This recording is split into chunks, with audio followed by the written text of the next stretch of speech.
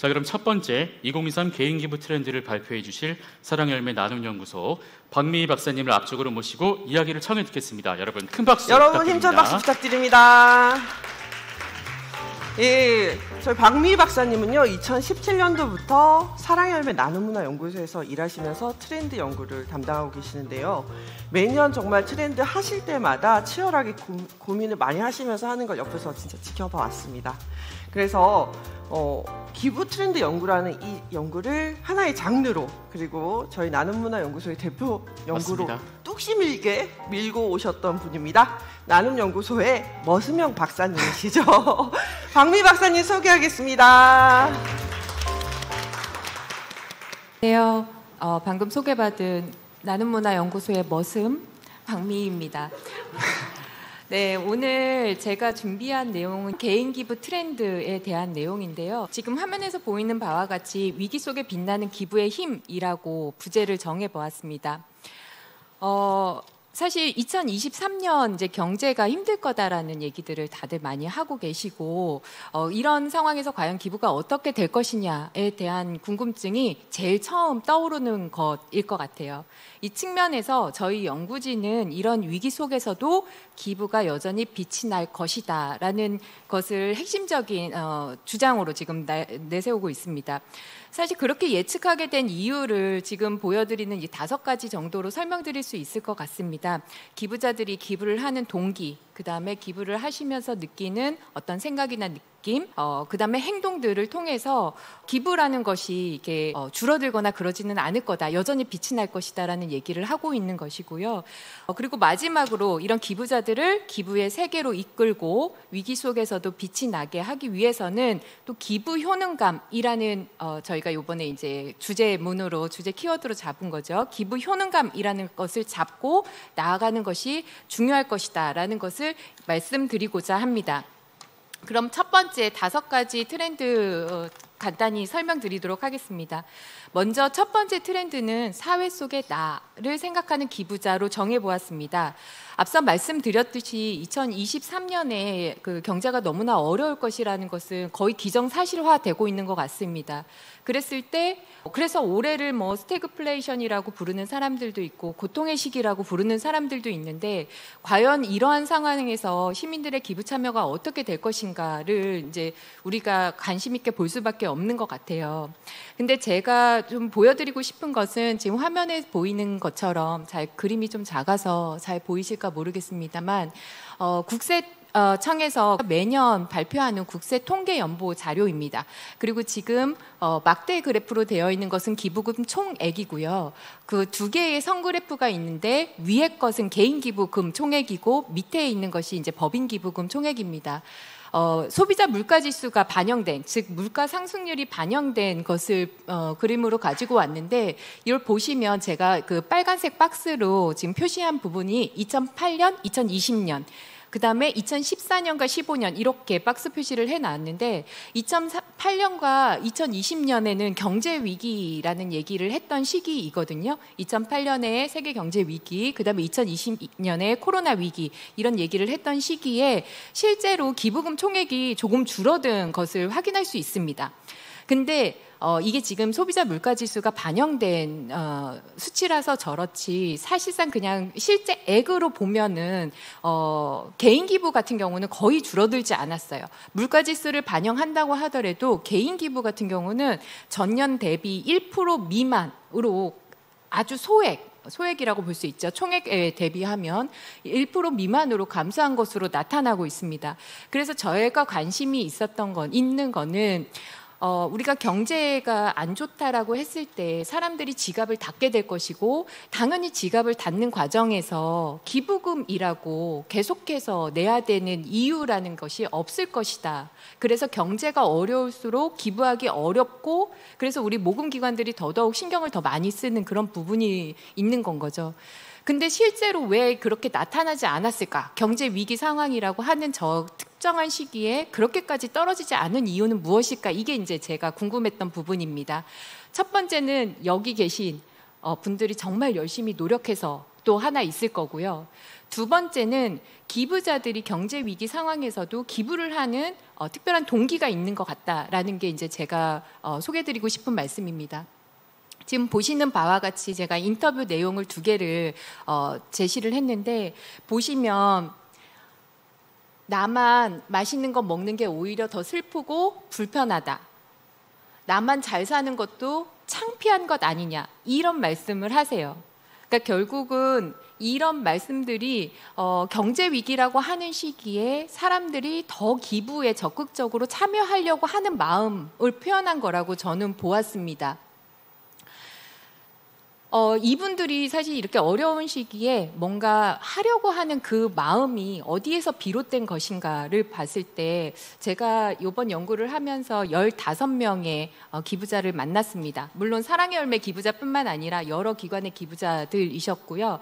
보고서에는 자세하게 제시되어 있는데 한 기관에만 기부하지 않고 여러 다양한 기관에 다양한 영역에 기부를 하시는 분들이셨습니다.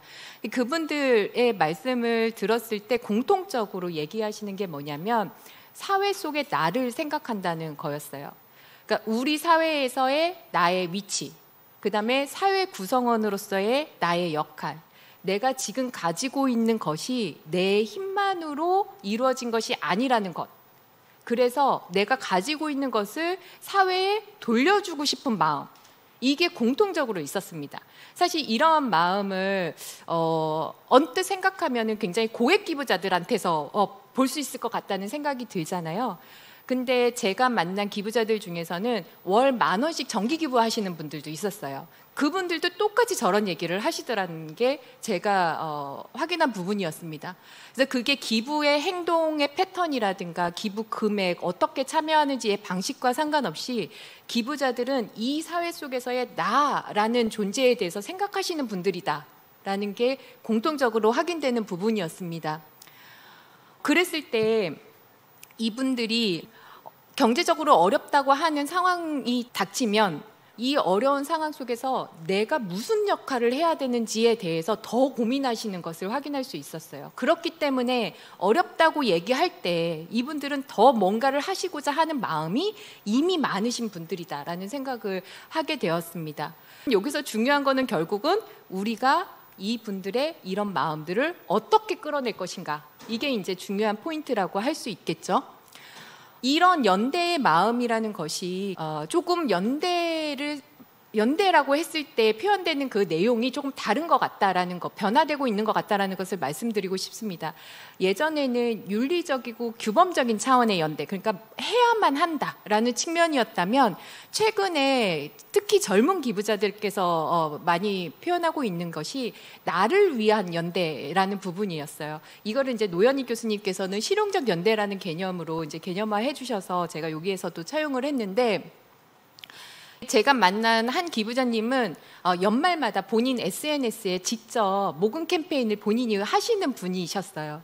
근데 그분이 매번 그 캠페인을 하시고 모아진 돈을 이제 기관에다가 전달을 하는 역할을 하셨는데, 왜 그렇게 하셨는지를 물어보니까 지금 현재 사회적인 문제라고 얘기되고 있는 것들이 일단은 나의 문제인 것처럼 느껴진다고 얘기를 하셨습니다. 나도 언젠가는 그런 문제에 닥칠 수 있다 라는 게 하나가 있었던 거고요. 두 번째는, 그런데 사람들이 느끼는 그 사회적인 문제를 국가가 해결해 주지는 못하는 것 같다. 그렇다면 내가 지금 조금이라도 여력이 있을 때 내가 뭔가를 해야지만이 내가 나중에 그런 문제에 닥치면 누군가가 나를 위해서 또 해줄 수 있는 거 아니냐라고 저한테 얘기를 하시더라고요.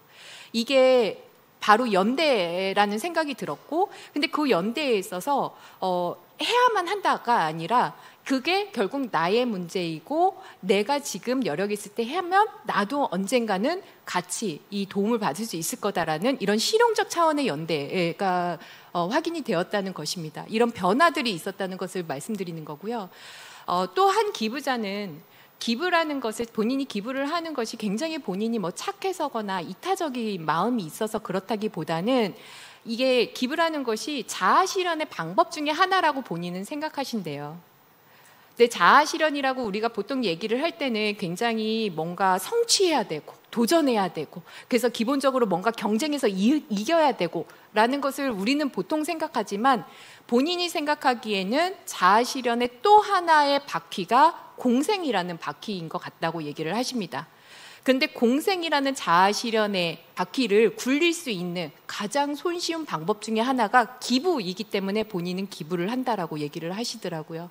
그래서 기부자들이 이렇게 사회 속에 나를 생각하고 남의 문제가 곧 나의 문제가 될 수 있다라는 것, 그래서 내가 무엇을 해야 된다라는 생각이 있는 그런 연대의 마음이 있는 것, 굉장히 기부자들에게서 나타나는 부분이라고 확인이 되었습니다. 근데 이런 공생의 마음을 앞서 말씀드렸듯이 기부 행동으로 이끌어내는 것이 이제 모금기관의 역할이라고 할 수 있는데, 그때 이슈 레이징 능력, 커뮤니케이션 전략, 컨텐츠, 그리고 쉬운 방법들, 이런 것들을 우리가 많이 고민해야 될 필요가 있다라는 것이 우리가 같이 생각해 봐야 할 부분이라고 생각합니다. 두 번째로는 기부, 내 일상을 더욱 이롭게 라는 트렌드로 뽑아 보았는데요. 사실 기부와 소비의 관계에 대해서 저희 기부 트렌드 연구에서는 계속 관심을 많이 갖고 있었습니다. 근데 제가 만난 이제 기부자 중에서 그렇게 얘기를 하시더라고요. 본인은 소비를 통해서 나의 의사를 표현을 한다. 그리고 그 방법 중에 하나가 기부다라고 얘기를 하시더라고요. 그런 측면에서 봤을 때 기부와 소비의 관계에 대해서 우리가 한번 생각해 보는 것도 중요한 포인트라고 저는 생각을 합니다. 근데 최근에 이제 변화하는 그래서 소비 트렌드가 어떻게 되는지에 대해서 좀 관심을 가질 필요가 있는데, 예전에 아마 여기 다 아실 거예요. 욜로가 한때 엄청 선풍적으로 인기였던 적이 있었어요. 그래서 이게 욜로 트렌드가 한때 인기였다가 코로나를 지나오면서 갓생 트렌드, 그리고 앞으로는 디깅 트렌드로 나아갈 것이라는 예측들이 사실 이 소비자 트렌드에서는 있습니다.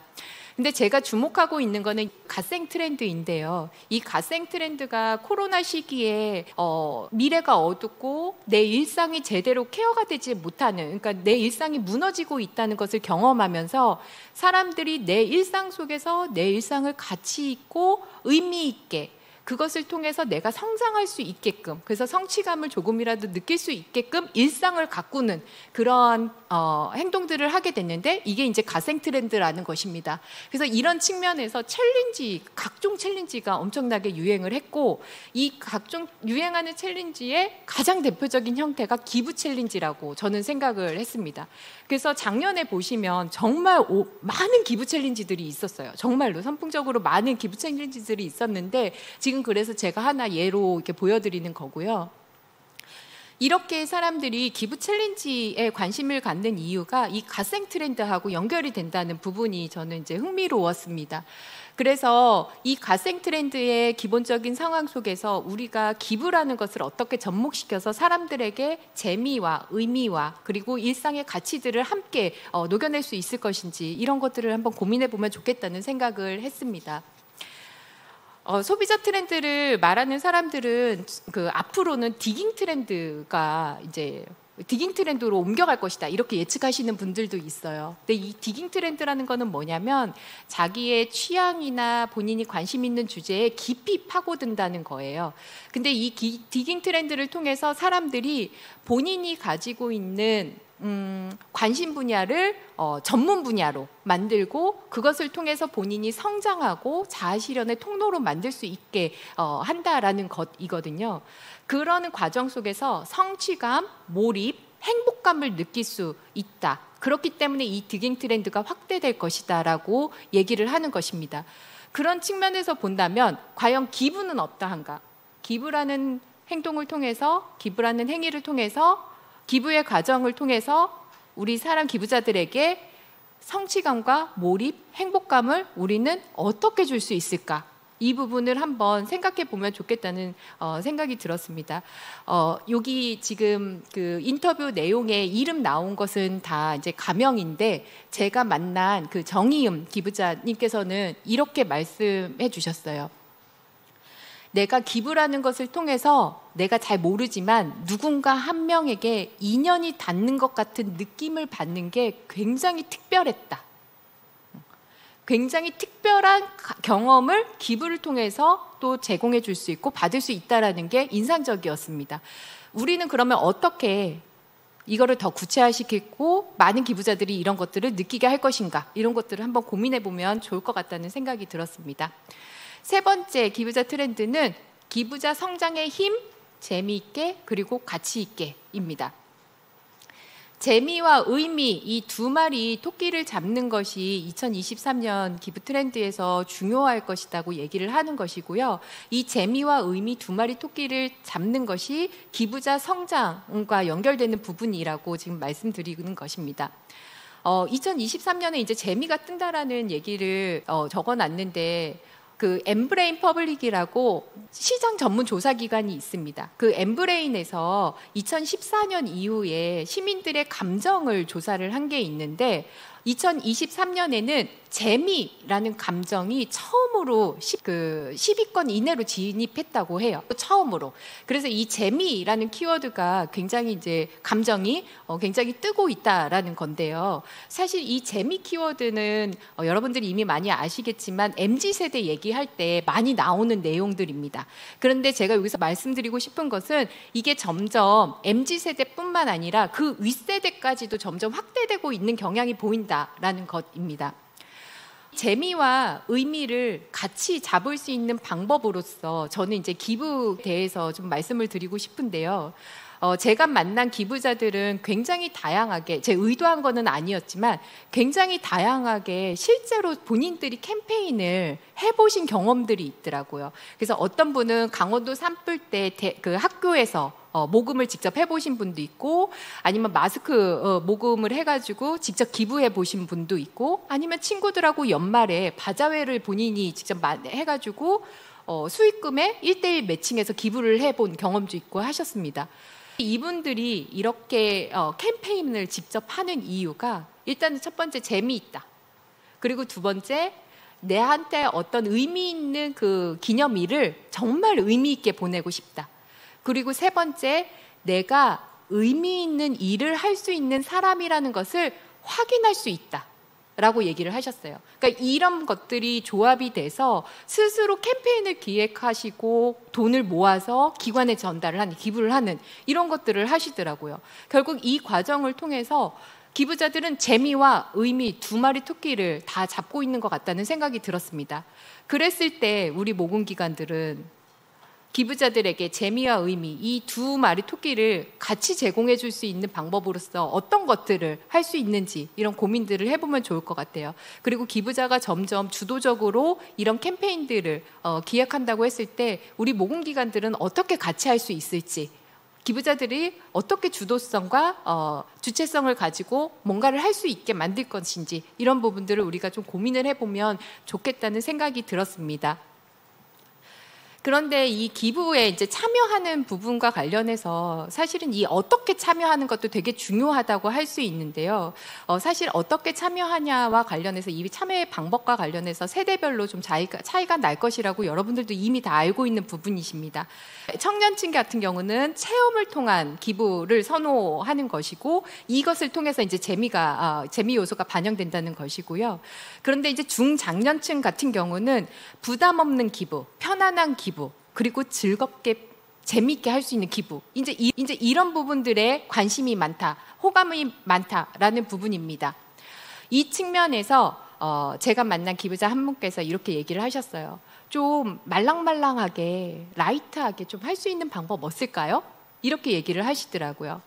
이제 기부자들께서 기부에 참여하는 이 과정에서 뭔가 말랑말랑하고 라이트하게, 그리고 편안하게 쉽게 참여할 수 있는 것을 원한다는 것인데요. 첫 번째는 허들을 낮춰달라, 이 말을 하신 부분이 있어요. 근데 이제 기부자들 스스로도 사실은 기부에 참여하는 허들을 낮추기 위해 본인들이 스스로 뭐 예를 들면 기부 금액을 조정을 하신다던가 이제 이런 것들이 있는데, 두 번째는 그 기부자 스스로 하는 것 말고 우리 모금 기관들이 어떻게 하면 그 허들을 낮출 수 있을까, 이것도 한번 고민해 보시면 좋겠다는 생각이 들었습니다. 지금 괄호에 써놓은 게 분할 납부, 잠깐 시비, 리볼빙 이런 건데요. 분할 납부는 뭐냐면 한 번에 고액하기 어려우니까 여러 번 쪼개서 할 수 있게 해달라, 분할 납부 할 수 있게 해달라. 이미 많은 기관들이 좀 그렇게 하고 있으시죠. 그래도 굉장히 중요한 허들을 낮추는 방법이라고 생각합니다. 두 번째는 잠깐 쉬기예요. 그러니까 정기적으로 뭔가를 굉장히 하기 어려웠을 때 잠깐 쉴 수 있는 그런 옵션을 만들어 달라는 것이었습니다. 기부를 딱 중단하게 하는 게 아니라 나는 그냥 한 달만 쉬고 싶어요. 이런 옵션을 만들어주면 참 좋겠다라는 이야기였습니다. 그래서 이런 것들을 통해서 심리적 장벽을 낮추는 이런 말랑 전략을 우리가 한번 생각해 보면 어떨까 하는 이야기고요. 이 것들 통해서 결국은 기관은 기부자하고 관계를 계속 유지할 수 있고 또 기부자에게 선택권을 보장할 수 있다는 측면에서 굉장히 긍정적이지 않을까 생각을 합니다. 한번 그 기관에서 우리는 어떻게 조금 더 말랑하게 할 수 있을지 한번 같이 논의를 해보면 재밌을 것 같습니다. 네 번째 트렌드는 기부자 취향 시대와 관련된 것인데요. 취향으로 모이고 연대한다라는 부분입니다. 이 기부자 취향 시대에서는 두 가지를 말씀드리고 싶은 건데 하나는 팬덤 기부 얘기예요. 취향으로 모였고 기부를 하는, 취향으로 모였지만 사회 이슈에 참여하는 이런 방식이 하나가 있다고 말씀드릴 수 있습니다. 이 팬덤 기부에 대해서는 굉장한 파워를 보여주고 있고 그리고 앞으로 이 부분은 계속 유지될 것이다라는 것이 이제 그 전망이고요. 제가 만난 실제로 이 팬덤 기부를 실제로 기획하신 분을 만났을 때 이분 얘기가 팬덤 자체가 깨지지 않는 이상은 팬덤 기부는 계속될 것 같다. 그래서 팬덤, 아티스트, 모금기관 이 3자가 다 윈윈할 수 있는 방법이니까 기관들이 좀 적극적으로 잘 협업을 했으면 좋겠다 이런 제안을 해주셨어요. 근데 이제 두 번째로 제가 여러분들에게 이제 소개해드리고 싶은 것은 기부자가 취향으로 뭉치는 부분입니다.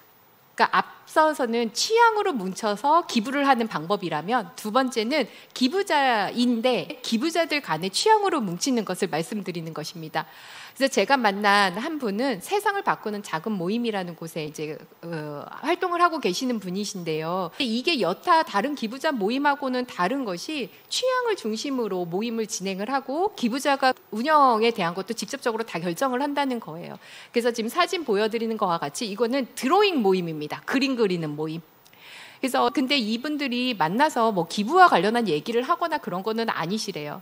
그냥 일상생활 얘기, 취향 얘기 그런 얘기를 하는데 이 과정을 통해서 기부자들이 굉장히 돈독해지고 그리고 이런 것들을 마련해 준 기관에 굉장히 호의적인 감정을 가지고 있고 우리가 어떻게 조금 더 할 수 있을까 이런 얘기도 이제 자연스럽게 나온다고 얘기를 하더라고요. 이런 방식을 한번 우리도 적용해 보면 어떨까 하는 생각이 들었습니다.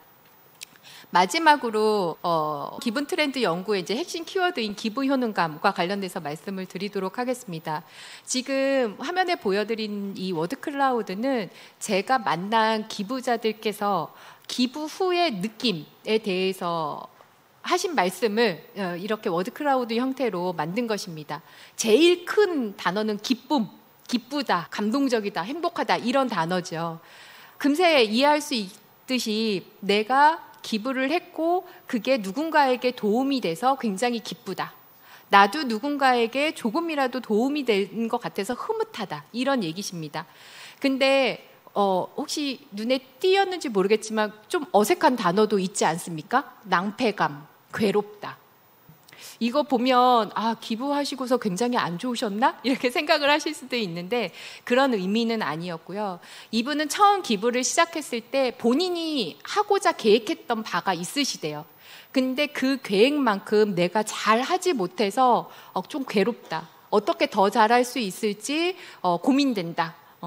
그리고 내가 생각했던 것만큼 하지 못하는 것 같아서 약간의 낭패감이 든다. 이런 측면이었습니다. 저희 연구진에서 이 기부자들의 얘기를 들었을 때 이제 떠오른 단어가 기부 효능감인데요. 기부 효능감은 기부를 통해서 이제 효능감이라는 것을 느끼는 건데 효능감이라는 것이 내 능력에 대한 믿음이라고 보시면 될 것 같습니다. 그래서 기부 효능감이라는 것은 기부가 만들어낸 어떤 영향력, 그 능력에 대한 믿음이라고 보시면 될 것 같아요. 제가 지금 보여드린 거 이거 잘 보이시나 모르겠습니다.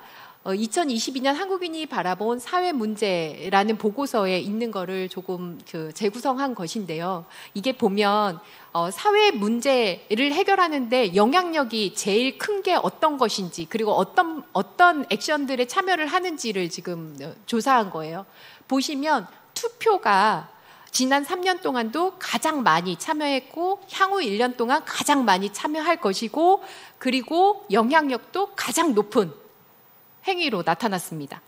가장 마지막 줄에 현금 물품 기부 있죠. 기부의 경우에는 지난 3년간 참여 순위는 전체 12개 중에서 5위. 앞으로 1년간 참여 의향 순위는 12개 중에서 6위, 중간 정도입니다. 그런데 영향력 순위는 꼴등이죠. 이게 시민들이 적지 않게 참여하는데 영향력은 없다라고 보는 것이거든요. 크지 않다라고 보는 것이거든요. 이제 이런 것들이 있을 때 정말 기부자들이 효능감을 느낄 수 있을까? 이게 진짜 괜찮은 상황인가? 라는 것을 함께 나누고 싶었습니다. 그러면 과연 우리는 어떻게 기부 효능감을 높일 수 있을까? 이제 이게 우리의 고민이겠죠. 그래서 제가 만난 기부자들의 이야기들을 조금 말씀을 드리면, 일단 피드백에 대한 얘기들을 굉장히 많이 해주셨습니다. 피드백은 사실 모든 기부자들이 많이 제기하는 불만 사항 1순위 중에 하나예요. 그리고 기관들도 굉장히 많이 노력하고 있는 거 압니다. 그리고 기부자들도 많이 알고 계시더라고요. 그런데 여전히 불만인 이유가 형식적인 피드백, 숫자 위주의 피드백, 1년에 한 번 결산표 주듯이 주는 피드백, 이런 거 정말 별로다라고 얘기를 하시더라고요. 반면 내 기부를 통해서 어떤 긍정적인 요소들이 있는지, 내 기부가, 그리고 내가 이 기부라는 것이 얼마나 좋고 훌륭한 것인지를 좀 확인할 수 있었으면 좋겠다라고 좀 추상적이지만 말씀해 주셨고요. 두 번째는 우리가 전통적인 이슈라고 하는 것들이 굉장히 중요하다고 얘기를 하지만 기부자들 이제 지겹대요. 그래서 제가 지겹다고 느끼는 이유가 무엇인지를 물었을 때 저렇게 빨간색으로 표시되어 있는 거 말씀하셨습니다. 내가 기부를 했는데 뭐가 변했는지 모르겠고, 그리고 변하지 않는다면 왜 그게 변하지 않는지에 대해서 아무도 설명해 주지 않아서 나는 지겹다. 그런데 그 이슈가 중요한 거는 안다 라고 얘기를 하시더라고요. 그래서 피드백을 줄 때 저런 것들을 조금 고려해서 피드백을 해줬으면 좋겠다라는 게 의견이었습니다. 피드백을 구체적으로, 즉각적으로, 가볍게라도 받을 수 있는 피드백이 좋다라고 얘기를 할 수 있는데요. 결국은 기부 효능감을 높일 수 있는 피드백이라는 것은 기부자의 관점에서 기부가 어떤 영향력을 미치고 있는지 구체적이고 너무 무겁지 않게 이렇게 주는 것이지 않을까 하는 생각이 들었습니다. 근데 여기서 제가 한 가지 좀 말씀드리고 싶은 얘기는, 우리가 소통이라는 것과 전략적 대화라는 것을 혼돈하고 있는 것은 아닌가 하는 부분이에요. 소통이라는 것은 우리 의사소통의 합리성 많이 들어보셨던, 타인의 관점에서 내 입장을 반성해 보려고 할 때 일어난다라고 얘기를 합니다. 반면 전략적 대화라는 것은 어떤 목적을 가지고 목적 달성을 위해 목적 의식적으로 해는 대화라고 얘기를 한다고 합니다. 기부자는 소통을 원하는데 우리는 혹시 전략적 대화를 시도하고 있는 거 아닌가? 이런 부분에 대해서 한번 생각해 보면 좋을 것 같다는 생각이 들었습니다. 마지막으로는 기부 효능감을 높일 수 있는 다른 하나의 방법으로서 이 기부자 모임이나 모임에 대해서 얘기하고 있는 건데요. 언론이나 제3자가 말해주는 것보다 기관이 직접 어떻게 하는지 말해주는 게 좋고, 기관이 그냥 말해주는 것보다는 내가 직접 가서 보고 듣고 느끼는 게 더 좋다. 그래서 내가 가서 봤을 때 정말 이 기관이 내가 생각하는 것보다 한 발짝 앞서 있다는 것을 느끼면 나는 정말 너무너무 기분이 좋다라는 얘기를 해주셨습니다. 그리고 다른 한 분은 이게 내가 진짜 원하는 거였다. 이게 내가 진짜 원하는 모델이었는데 그냥 단순히 돈을 내는 것에서 멈추는 게 아니라 내가 공부를 하고 그 공부한 것을 같이 나누고, 그리고 현장에 있는 기관들과 모금기관들과 같이 이야기를 하면서 결정하고, 이 과정이 나에게는 너무나 소중하고 좋다라는 얘기를 하셨습니다. 그 과정을 통해서 내가 그러면 다음에 무엇을 해야 되지? 그 기부 후에 넥스트를 꿈꾸게 한다라고 얘기를 하셨습니다. 이런 과정을 통해서 기부 효능감이라는 게 높아지고 더 나은, 더 많은 무엇을 해야 될지를 생각하는 그런 기부자로 성장해 가는 것을 제가 확인할 수 있었습니다. 이 기부자 성장을 통해서 결국은 우리 모금기관들에게는 든든한 우군, 우리의 파트너가 만들어지는 것이 아닐까 하는 생각이 들었고요. 그래서 제가 오늘 준비한 개인 기부 트렌드는 이렇게 5가지인데 우리가 과연 기부 효능감을 높이기 위해서 우리가 어떤 부분들에 초점을 두고 얘기해야 될지 한번 같이 논의해 보았으면 좋겠습니다. 이상 발표 마치겠습니다. 감사합니다. 네, 박미 박사님 너무너무 감사합니다. 여러분 지금 현재 2023 기부 나눔 트렌드 컨퍼런스를 온 오프라인으로 함께하고 계십니다. 네, 그러면 이어서 두 번째 주제 발표 들어가 보도록 하겠습니다. 두 번째는요, 기업 기부자의 이야기인데요. 이것 또한 매우 궁금합니다. 올해는 특히 기업의 사회공헌 실무자들의 이야기를 통해서 트렌드를 정리해 주셨다고 합니다. 네, 맞습니다. 그러면 주제 발표 전에 유승건 이사님을 앞쪽으로 모시고 인터뷰 잠깐 진행해 보겠습니다. 네, 이사님 큰 박수로 무대 앞으로 모시겠습니다. 네, 큰 박수 부탁드립니다. 네, 저희 가운데에서 살짝 얘기 한번 나눠보도록 하겠습니다. 이사님 안녕하세요. 네, 반갑습니다. 반갑습니다. 예, 저희 작년에 여기저기서 ESG 하는 그런 말들이 넘쳐나고 있었고요. 네.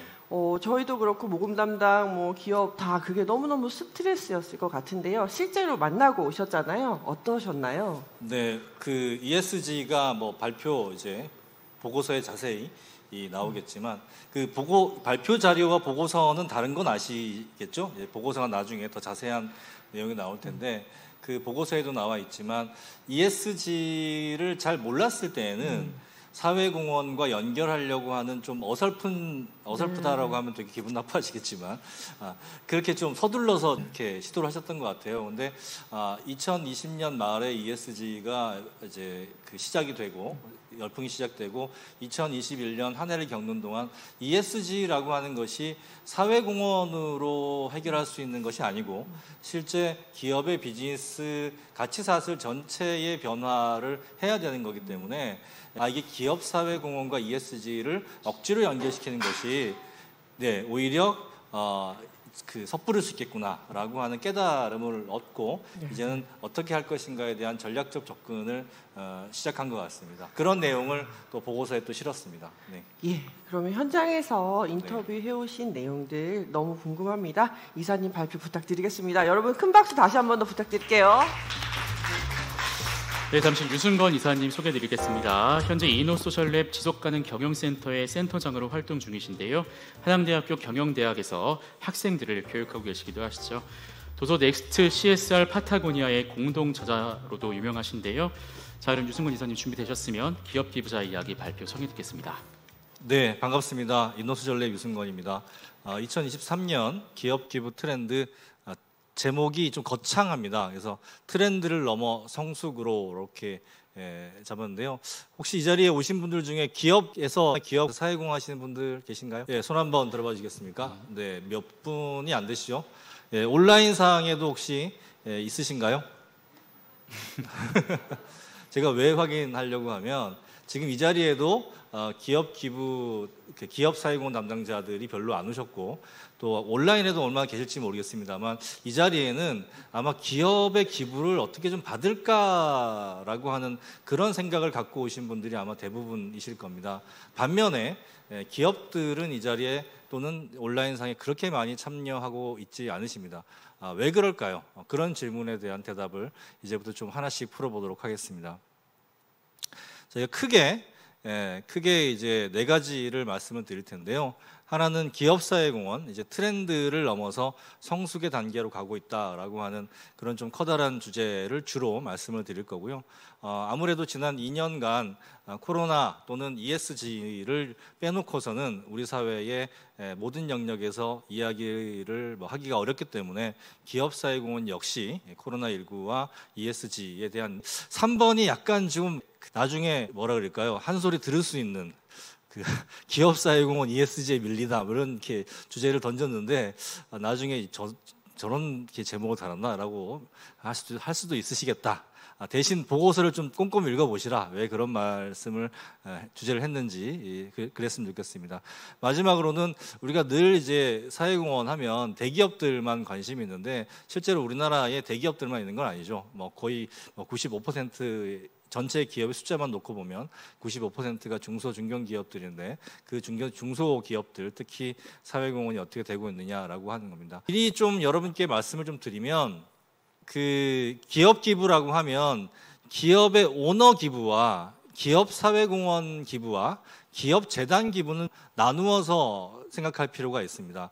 우리가 보통 기업의 기부라고 기업 오너가 기부하면 마치 기업 사회공헌처럼 생각하는데 솔직히 그렇지는 않죠. 그냥 기업 오너나 기업 뭐 어떤 대표가 이렇게 개인적으로 하는 기부는 그건 이제 기업 기부라고 보기보다는 그냥 기업 개인 기부라고 이제 분류를 해야 될 것 같고요. 또 기업이 세운 공익 재단 기부는 또 공익 재단의 정관이 있기 때문에 정관과 주요 목적 사업이 있기 때문에 뭐 여러 가지 트렌드보다는 그 재단의 공익적인 목적에 따라서 쭉 사업을 진행하는 부분들이 있습니다. 그래서 실제 우리가 기업 사회 공헌 트렌드라고 하면 이 기업 오너나 기업 대표자들의 개인 트렌드 빼고 그 다음에 또 기업 공익재단의 순수한 목적 사업을 빼고 여기 실제 기업이라고 하는 조직 내에서 그 사회공헌팀 또는 CSR팀이 존재하는 그런 쪽의 사회공헌팀이 기업의 돈을 가지고 그러니까 뭐 오너의 돈이나 재단의 돈이 아니라 기업의 돈을 가지고 사회공헌 활동을 하는 것 자체를 봐야 됩니다. 그러니까 왜 여기는 예를 들면 뭐 카카오의 뭐 이제 김범수 의장님의 뭐 그런 브라이언 임팩트는 안 들어가 있냐 뭐 이렇게 얘기할 수 있어요. 그거는 개인인 거죠. 그렇게 생각하시고 그 발표를 들으시면 좋겠습니다. 첫 번째는 이제 전체적인 그 연구의 개요인데요. 연구 방법은 이제 현재 기업사회공헌 담당자 와 그다음에 기타 해서 24분을 인터뷰를 했습니다. 그리고 다른 조사 연구를 했는데요. 아직 뭐 저희가 파일을 공개가 안 됐습니다만 저희 또 회사에서 이제 한국사회복지협의회에서 하는 사회공헌 백서 작업을 또 같이 했습니다. 그래서 공교롭게도 모금의 연구와 그다음에 사회복지협의회의 그 백서를 같이 하는 바람에 저희가 또 좀 더 뭐라 그럴까요? 다양한 의견들을 받아볼 수 있었습니다. 근데 트렌드를 연구한다고 사람들을 만나서 이렇게 얘기를 해보니까 되돌아오는 질문이 뭐냐면 과연 2022년에 기업사회공헌에 트렌드가 있었나요? 라고 하는 질문을 많이 받았습니다. 과연 트렌드가 있었나? 기업사회공헌에 2021년, 2022년에 트렌드가 있었나? 라고 하는 질문을 받고 나서 그럼 어떻게 이 연구를 진행하지? 저희 연구진들과 아니 트렌드가 없다는데요? 그럼 어떻게 연구하면 좋죠? 그러니까 저희 연구진들에서 그러면 트렌드 자체 과연 기업사회공헌의 트렌드 자체는 우리가 뭘로 봐야 될 것인가에 대한 기업사회공헌 트렌드론에 대해서 한번 좀 연구를 해보면 어떨까요? 그러면 어떤 효과가 일어날 수 있을까요? 이제 기업사회공헌의 파트너인 이제 여러 기부를 받는 기관들이 트렌드에 쫓기보다는 뭐예요? 기업사회공헌에 대해서 보다 본질적으로 다가갈 수 있는 그런 접근을 할 수 있다라고 하는 거죠. 그런 면에서 트렌드 자체를 좀 살펴봤습니다.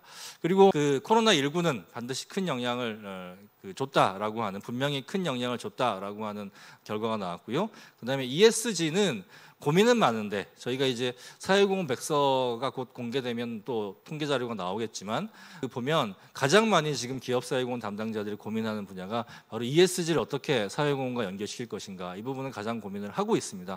그런데 생각만큼 실행되고 있지는 않다. 그것 뒤에 좀 말씀을 좀 드릴 거고요. 그다음에 이제 대기업과 중소기업들은 어떤 차이가 있을까에 대한 것을 살펴봤습니다. 첫 번째, 기업사회공헌이 트렌드를 넘어 성숙의 단계로 갔는데요. 뒤에 이제 이 발표 자료 뒤에 보시면 기업사회공헌 우리나라의 전체에 대한 그 연대기를 좀 적어놨습니다. 왜 연대기를 적어놨냐면 우리나라 기업사회공헌이 뭐 어떤 분들은 뭐 최근에 시작되었다고 하는데 실제로 우리나라 기업사회공헌은 우리나라 기업이 생겼던 구한말부터 대한제국 시절부터 실제로는 기업사회공헌이 있었거든요. 그래서 굉장히 오랜 역사와 전통을 자랑하는 게 기업사회공헌인데 그러다가 현재의 어떤 기업사회공헌이 성과주의로 된 것은 90년대에서 2000년대로 넘어오면서 기업이 어떤 사회공헌을 정말 오른손이 하는 일을 왼손이 모르게 하는 그런 것이 아니라 홍보나 전략적 차원에서의 기업의 어떤 유익, 베네핏을 주는 방식으로 가게 되면서 이제 전략적 사회공헌이 생기고 그러면서 기업이 트렌드를 쫓게 된 그런 부분들이 있습니다. 저도 기업에서 일을 할 때 사회공헌 부서가 많이 홍보팀 소속 내에 있다 보니까 홍보팀의 KPI, 즉 우리나라 조중동 매경환경을 비롯해서 KBS, SBS 이런 데에 우리 회사의 사회공헌 그 기사가 몇 개가 나느냐가 KPI가 되는 바람에 사회공헌 기획을 할 때 이게 그림이 될 것이냐, 이게 그림이 될 것이냐, 그리고 사회공헌 담당자들이 홍보 출신들이 많다 보니까 이게 뭐 실제적인 사회적 효과보다는 우리가 김장김치를 해가지고 2만 포기를 해서 15,000포기를 버리더라도 그날 사진 찍는 게 잘 나오면 된다. 이런 정신으로 저희가 사회공헌을 했거든요. 요즘은 그런 데가 없을 거라고 생각이 되는데 저희 때는 좀 그랬던 것 같습니다. 그래서 그런 것이 왜 그 트렌드를 덜 쫓게 되었나라고 하는 질문을 던져봤습니다. 첫 번째는 핵심이죠. 돈이 없습니다. 기업들이 새로운 사업, 새로운 트렌드가 나온다고 하더라도 그것을 쫓을 만한 여력이 없는 거죠. 그거는 이유는 다 잘 아실 겁니다. 이 코로나19 때 실제 방 안에서 게임을 하기 위한 게임 회사들, 그다음에 그 게임을 하기 위한 그래픽 카드나 반도체를 팔았던 회사들만 돈을 벌고, 그리고 홈쇼핑 업체들만 돈을 벌고 나머지 회사들은 굉장히 힘들었습니다. 지금도 힘들고요. 그래서 많은 사람들이 뭐 신문에 나오고 있지만 집에 이제 돌아가야 되는 상황. 그래서 이런 그 대량 해고도 발생하고 이런 상황이기 때문에 어떤 사회공헌에 새로운 트렌드가 나온다고 해도 그걸 좀 새롭게 하겠습니다라고 결제를 올릴 수가 없는 상황이라는 거죠. 그래서 트렌드 자체를, 새로운 사업 자체를 하기보다는 기존 사업을 안정적으로 해야 된다거나 오히려 기존 사업조차도 좀 줄여야 되는 이런 상황이 발생하기 때문에 트렌드에 민감. 예전에는 막 좀 사회공헌 뭐 한 20억 해야 되는데 저기 기획된 게 10억밖에 없어. 나머지 10억을 뭘 해야 되지? 라고 막 딴 데 쫓아다니고 막 발표 듣고 뭐 했는데 이제는 돈 자체를 줄여야 되는, 트렌드가 아니라 오히려 20억을 15억을 10억으로 줄여야 되는 상황이니까 이제는 트렌드보다는 어떻게 기존 사업을 좀 이렇게 줄일 것인가에 대한 부분들로 좀 많이 가는 것 같습니다. 또 한 가지는 방금 전에 말씀드렸지만 2000년대 중반부터 2010년대 중반까지 기업사회공헌 이퀄 홍보인 시대가 있었기 때문에 그 시대에는 이게 기업사회공헌이 우리가 내일자 신문에 실리느냐 또는 우리가 홍보비를 주고라도, 예를 들면 실제 기업사회공헌에 들어가는 행사에 들어간 행사나 대상자에게 돌아가는 어떤 금액은 한 1억밖에 안 되는데 홍보비가 뭐 한 20억 되고 막 30억 되고 이런 경우가 굉장히 많았습니다. 그래서 그런 어떤 이슈, 그래서 기업의 어떤 평판이나 또는 기업이 우리가 착한 기업이라고 하는 내세우기 위해서 사회공헌을 주로 활용했던 부분들이 있었는데, 여러분 요즘 기업사회공헌 가지고 사회공헌 뭐 홍보하는 또는 PR하는 프로그램 보셨나요? 요즘 별로 없죠. 오히려 ESG, 환경 뭐 이렇게 노래 부르고 이렇게 하지 않습니까?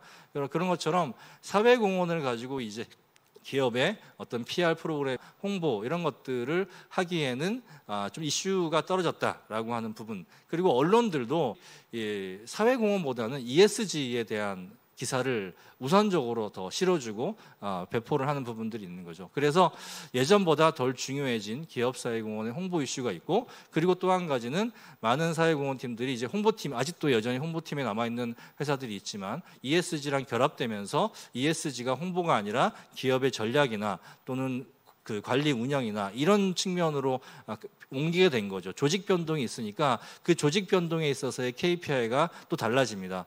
뭐 기업들은 다녀보신 분은 알겠지만 성과평가 되게 중요한데 저희가 KPI라고 하잖아요. 그 KPI가 홍보 몇 건수 됐느냐가 아니라 우리는 이제 ESG 평가를 얼마나 몇 등급을 받느냐, 이게 이제 중요해지면서 달라지게 됐다라고 하는 부분들입니다. 무게중심이 달라졌다는 거죠.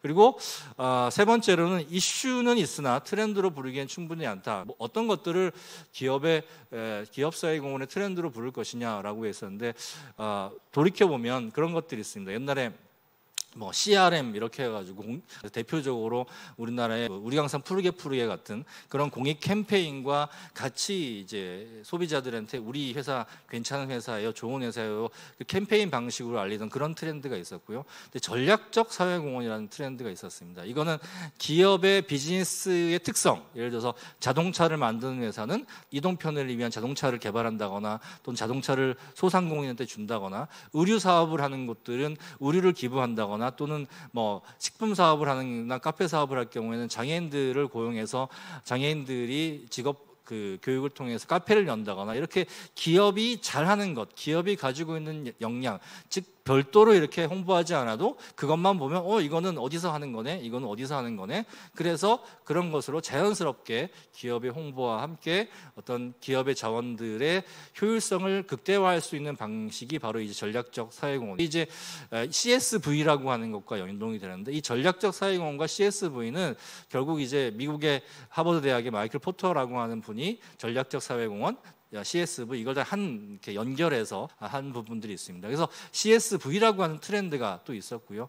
또 한때 콜렉티브 임팩트라고 하는 트렌드가 있었습니다. 그래서 혼자 하는 것보다 이제 뭐 제9호가 있으면 너네는 식품 회사니까 식품 기부하고, 우리는 옷 회사니까 옷 기부하고, 너네는 뭐 하니까, 이렇게 해서 서로 간에 서로 잘하는 부분들을 섞어서 하나로 묶어가는 트렌드가 있었는데 결국은 실패를 했죠. 아시겠지만 우리 이름이 먼저 나오냐, 너네 이름이 먼저 나오냐, 이런 옥신각신을 하다가 콜렉티브 임팩트는 뭐 늘 얘기는 좋으나 윗분들이 그래서 우리가 맨 처음에 나오는 게 안 나온다고? 그럼 하지 마, 이렇게 된 거죠.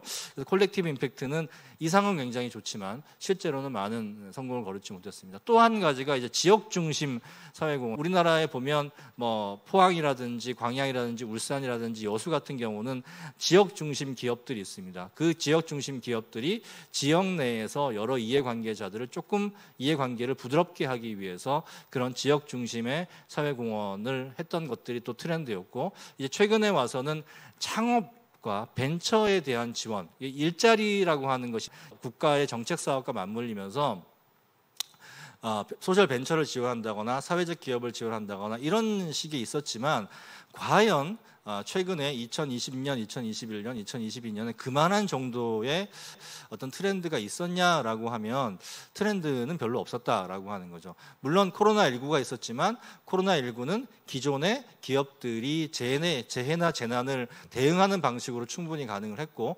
ESG가 있었지만 ESG라고 하는 것이 사회공헌이랑 굉장히 접합도가 높았으면 굉장히 큰 트렌드로 작용을 했을 텐데, 아까 인터뷰 때도 잠깐 말씀을 드렸지만 사회공헌으로 ESG와 이게 전체가 치환 자체가 안 되는 거죠.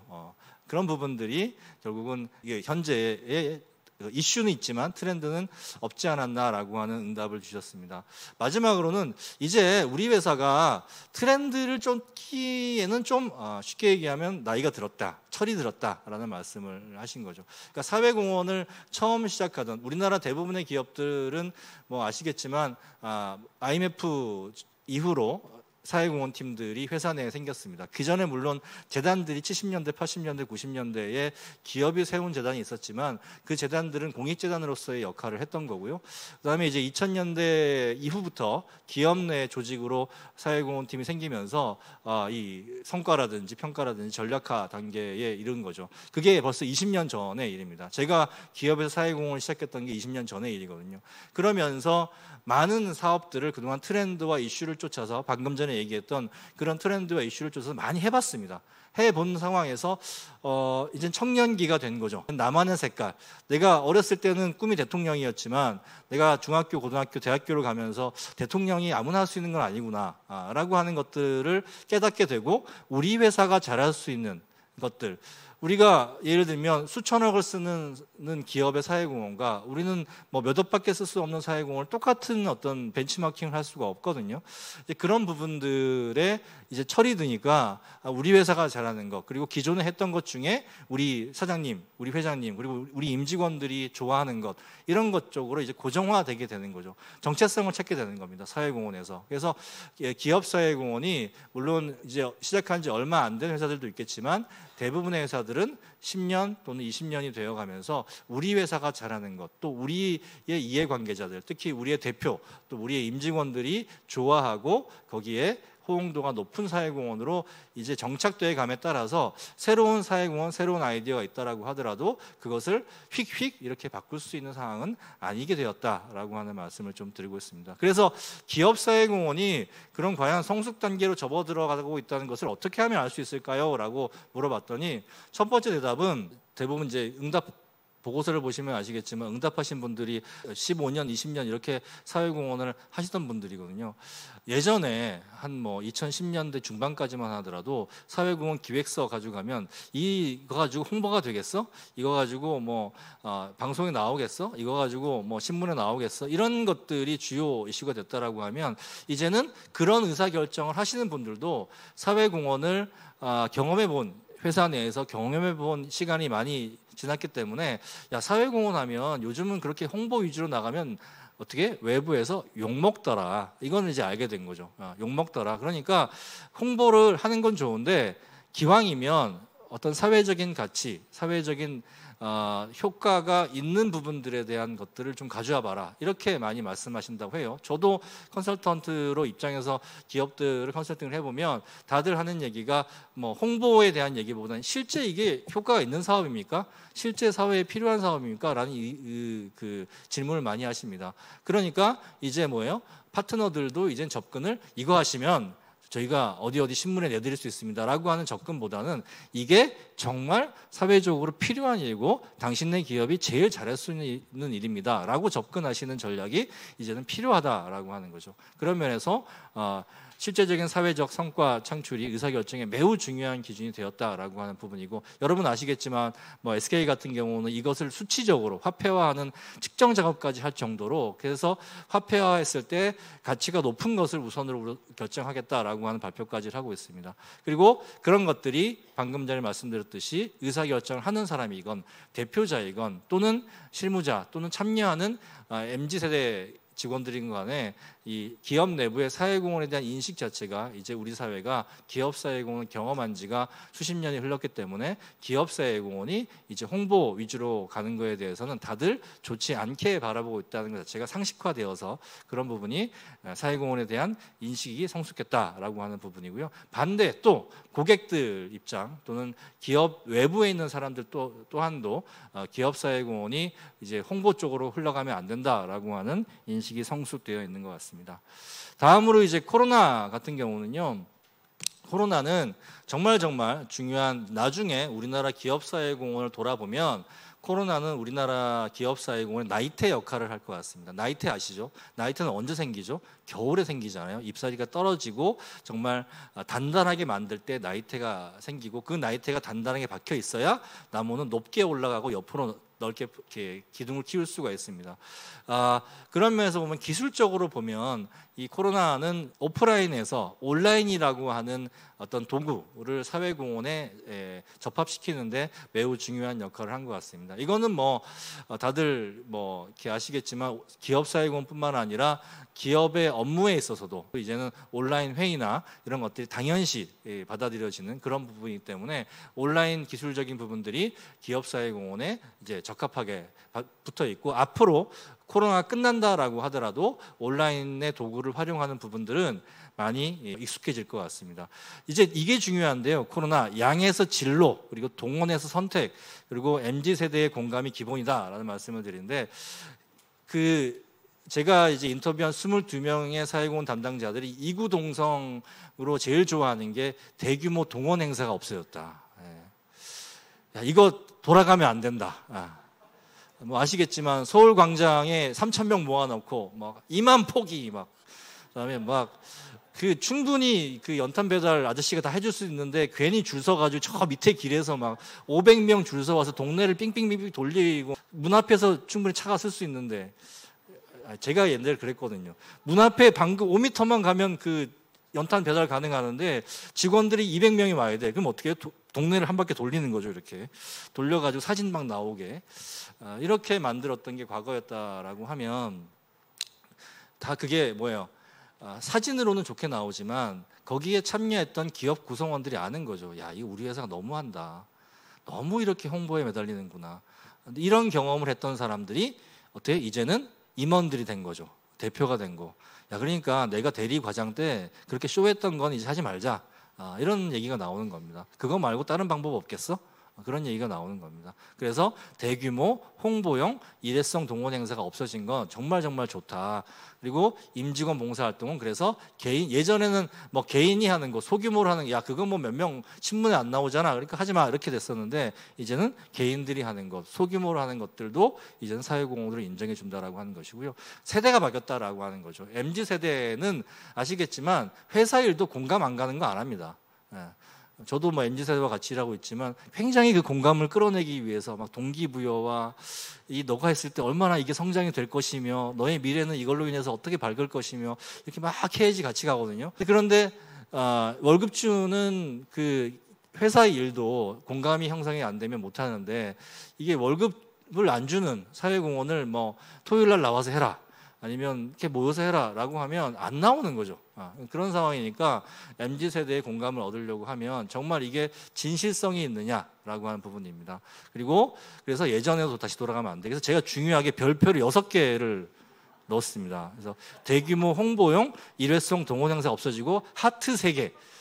오늘의 핵심입니다. 그래서 오늘의 핵심. 그래서 앞으로 우리는 저희가 원하시면 뭐 1000명 행사 해드릴 수 있어요. 이렇게 접근하시는 건 기업들한테 별로 이제는 별로 소용이 없다. 어떻게 하면 MZ세대들의 공감을 얻을 수 있는 정말 이걸 했을 때 우리 앞에서도 얘기했지만 기부 효능감을 얻을 수 있는 그런 사회공헌이 될 수 있을까에 대한 부분들입니다. 기업사회공헌 ESG에 밀리다 1분밖에 안 남았습니다. 정말 핵심적인 내용인데 이 내용은 보고서에서 잘 읽어보셨으면 좋겠습니다. 왜냐하면 그래야 보고서를 읽어보실 테니까. 결론은 뭐냐, ESG랑 연결시키려면 ESG와 관련된 데이터가 나와야 됩니다. 실제적으로 온실가스가 얼마나 줄였느냐, 폐기물이 얼마나 줄였느냐. 그게 사회공헌에서 나오는 게 아니라 비즈니스 본질에서 나와요. 비즈니스 가치사슬에서 나와야 되거든요. 심지어 유럽이나 이런 쪽에서는 너네들이 기부나 사회공헌으로 커뮤니티 액티비티로 한 활동은 우리가 이걸 데이터에서 빼겠다라고 하고 있습니다. 그러니까 우리나라는 현재 사회공헌으로 하는 것들을 포함시키려고 어떻게든 애써보고 있는데 오히려 글로벌 가이드라인은 그걸 빼라라고 나오고 있는 상황이거든요. 그러니까 이제는 더더군다나 앞으로는 사회공헌이 사회공헌 자체의 정체성을 가지고 이제는 자기 자리를 찾아야 되는 그런 진짜 성숙의 단계가 필요하다라는 말씀을 좀 드리면서, 그래도 제일 큰 고민이 그렇다. 그리고 그 기존의 기업사회공헌팀이 ESG를 맡게 되면서 지금 우선순위가 현재로서는 좀 밀린 상태다라고 하는 것입니다. 마지막으로 작은 기업의 사회공헌 체크인데요. 이것은 뭐 큰 기업이나 작은 기업 상관없이 이제는 정말 우리가 100만 원을 기부하더라도 얼마나 이게 실제적인 효과가 있느냐라고 하는 부분들에 대해서 지금 요구를 하고 있는 상황입니다. 예, 제 발표는 여기서 마치겠습니다. 보다 자세한 내용은 저희 이후에 발간될 사회공헌 이 보고서에 보시면 나와 있으니까 그 내용을 꼼꼼히 살펴보시면 좋겠습니다. 감사합니다. 네, 여러분 발표에 수고해 주신 유승건 이사님께 다시 한번 큰 박수 부탁드립니다. 감사합니다. 네, 저는 사회공헌이 트렌드를 쫓던 단계에서 성숙의 단계로 진입하고 있다라는 표현이 너무 인상적이었는데요. 그래서 사회공헌 실무자나 저희 비영리 현장에 있는 실무자분들도 더 많은 고민이 있겠다라는 생각이 들었습니다. 윤나님은 좀 어떠셨나요? 되게 속이 시원했고요. 영천님 혹시 연탄 해보셨어요? 김장. 아까 박수 쳤습니다. 네, 김장 해보셨어요? 네, 해봤습니다. 송편 떡 만들기 해보셨어요? 그래서 저도 너무 공감이 되면서 나도 어쩔 수 없는 라떼인가 보다 저걸 다 알고 있고 속이 시원한 그런 느낌 들었습니다. 지금 이제 저희가 차례로 개인 기부자 들었고 이제 기업 담당자 들었고 마지막 주제는 실무자들의 이야기입니다. 모금을 담당하고 있는 선생님들 고민이 많으실 텐데 이번 제목은 변화 속에서 본질 찾기로 정해져 있습니다. 네, 맞습니다. 자, 그럼 발표를 듣기 전에 가톨릭대학교 노현희 교수님 앞쪽으로 모시고 잠깐 이야기 나눠보도록 하겠습니다. 교수님 무대 중앙으로 한번 자리해 주시겠어요? 네, 큰 박수 부탁드립니다, 여러분. 안녕하세요, 교수님. 네. 지금 현장에서는 실무자들 굉장히 혼란스러울 것 같아요. 최첨단 기술, 뭐 메타버스라든지 블록체인이라든지 이런 어려운 얘기들이 막 터져 나오고 많은 것들이 도입되고 있는 것도 사실이거든요. 이런 흐름들 어떻게 보셨습니까? 잘 봤습니다. 네네. 아니, 걱정 안 하셔도 되고요. 네. 들어보시면 알겠지만 사실은 트렌드라는 것과 일반적인 현황이라는 것은 조금 차이가 있습니다. 그래서 우리는 사실은 조금 앞서가는 거를 이야기하기 때문에 작은 조직들이 항상 걱정하는 거죠. 이걸 듣고 나면 우리 어떡하지? 뭐 근데 걱정 안 하셔도 됩니다. 네, 알겠습니다. 정말 우리가 잘하고 있나? 아니면 너무 뒤처진 게 아닌가? 그런 고민들 정말 많이 하실 것 같은데요. 현장에서 어쨌든 인터뷰해 주신 내용을 바탕으로 노현희 교수님께 발표 한번 부탁드려 보겠습니다. 여러분 다시 한번 큰 박수 부탁드립니다. 네, 노현희 교수님 잠깐 소개드리겠습니다. 현재 가톨릭대학교 사회복지학과에 재직하시면서 기부나눔 연구 분야에서 활발하게 연구를 진행 중이신데요. 기부 트렌드 연구에만 올해로 벌써 4번째 참여를 하고 계십니다.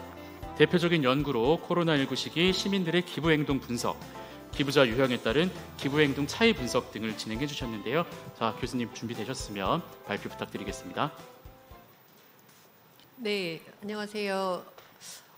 제가 맡은 파트는 이제 모금 파트입니다. 근데 제가 저기 밑에 앉아서 두 분 선생님들 발표하시는 거 이렇게 실시간으로 유튜브로 올라가는 거 보면서 제가 뭐라고 얘기했냐면 방탄소년단 스트리밍 볼 때는 막 보라색 하트 막 올라가던데 우리는 왜 아무런 실시간 채팅창이 이렇게 고정이 돼 있냐.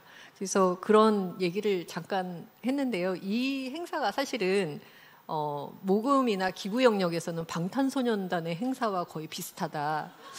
네, 그렇습니다. 그래서 하트를 막 이렇게 아까 여기 그리셨잖아요. 이렇게 실시간 채팅에 심심하시면 이렇게 좀 보라색 하트, 아니 빨간색이 좋겠네요.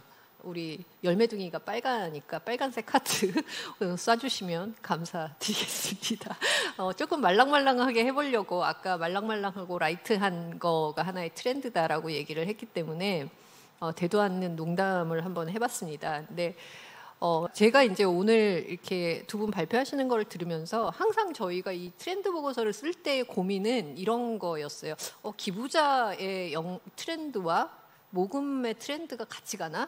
뭐 이런 게 항상 고민이었거든요. 근데 오늘 이렇게 들어보니까 일단 첫 번째 느낌은 모금 조직이 잘 따라가고 있구나. 이게 누가 선도하는 건지는 사실은 이거는 뭐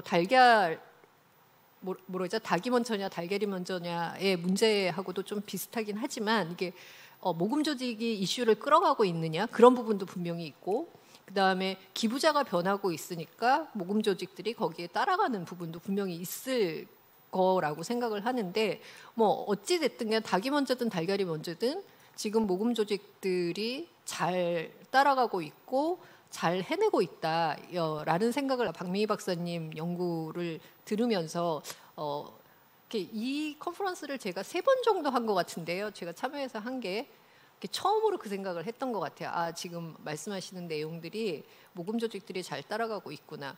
라는 생각을 들었습니다. 그래서 그런 이제 간단한 소감을 먼저 말씀을 드리면서 제가 이제 모금 트렌드로 잡은 핵심 내용은 변화 속에서 본질 찾기라고 주제를 잡았습니다. 그래서 이 얘기는 뭐 그대로죠. 이렇게 세상은 자꾸 변화하고 있고 그다음에 코로나에 의해 사실은 굉장히 많이 변화했고 뭐 그게 자이든 타이든 우리가 어쩔 수 없이 비대면 사회로 가는 빠르게 움직여 갔고 작년까지 이제 그 얘기를 했던 거고요. 그런데 그런 변화가 멈추지는 않았습니다. 그러니까 세상을 바꿀 수는 없는 거예요. 다시 되돌리기는 쉽지 않은 거기 때문에 변화가 가고 있는데 변화하는 속에서 이제 모금하시는 분들은 다시 예전의 방식에서 핵심이었던 것이 무엇이었을까? 그다음에 비대면 사회에서 사람들이 원하는 것이 무엇이었을까에 대한 것들을 다시 찾아가고 있는 물음을 이제 계속 제기하시는 거죠. 그런 내용이라고 생각을 하시면 될 것 같습니다. 그래서